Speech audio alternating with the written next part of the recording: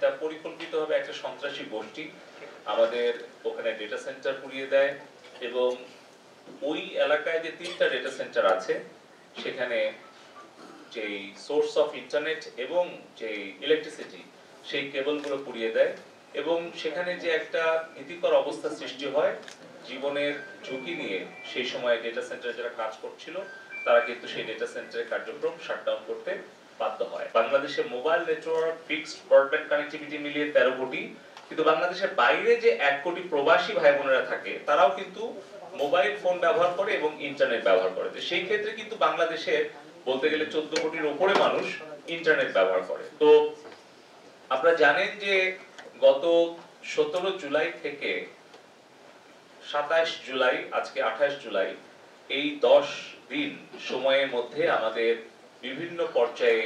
Mobile network 4G এটা আমরা অনেক ক্ষেত্রে সাময়িকভাবে কিছু কিছু জায়গায় 17 এবং 18 তারিখে আইন শৃঙ্খলা রক্ষাকারী বাহিনী এবং গোয়েন্দা সংস্থার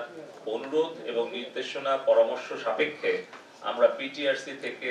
এনটিএসসি থেকে প্রযুক্তিগত সহায়তা প্রদান করি। সেটা হচ্ছে নিরাপত্তা এবং শৃঙ্খলা রক্ষার স্বার্থে কিছু কিছু জায়গায় সাময়িকভাবে। এবং 18 তারিখ বৃহস্পতিবার, জুলাই 18 তারিখ বৃহস্পতিবার বিকাল 3টা থেকে রাত 9টা পর্যন্ত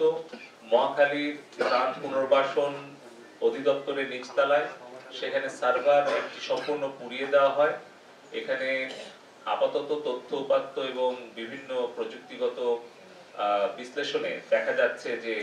সেখানে বেশ কিছু চিহ্নিত সন্ত্রাসী যারা ইতিমধ্যে গ্রেফতার হয়েছে তাদের কাছে তথ্য উপাত্ত সংগ্রহ করেছে আমাদের আইন শৃঙ্খলা রক্ষাকারী বাহিনী।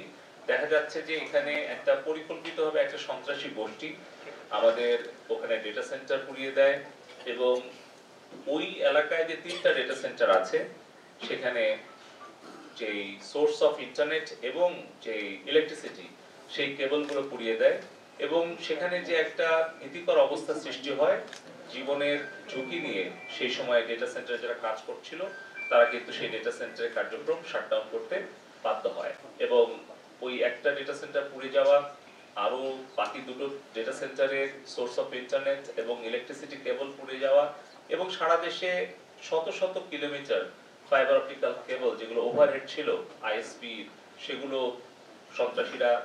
অগ্নিসংযোগ করে পুড়িয়ে দেয়, কেটে ফেলে এবং পাশাপাশি আমাদের কক্সবাজার চট্টগ্রাম হয়ে ঢাকায় যে ফাইবার অপটিক্যাল কেবল ছিল সেটা সড়ক এবং সেতু মেরামতের কারণে বেশ কিছু জায়গায় ওভারহেড ছিল, সেগুলো সন্ত্রাসীরা পুড়িয়ে দেওয়ার ফলে আমরা 2 দিন পরে জানতে পারি যে কোন এক্স্যাক্টলি লোকেশনে এই তারগুলো পড়ে গেছে। তখন সেনাবাহিনীর তত্ত্বাবধানে সেটা মেরামত করা হয়। ফলে আমাদের একটা মাত্র কুয়াকাটা সাবমেরিন কেবলের স্টেশনটি ওপেন থাকে।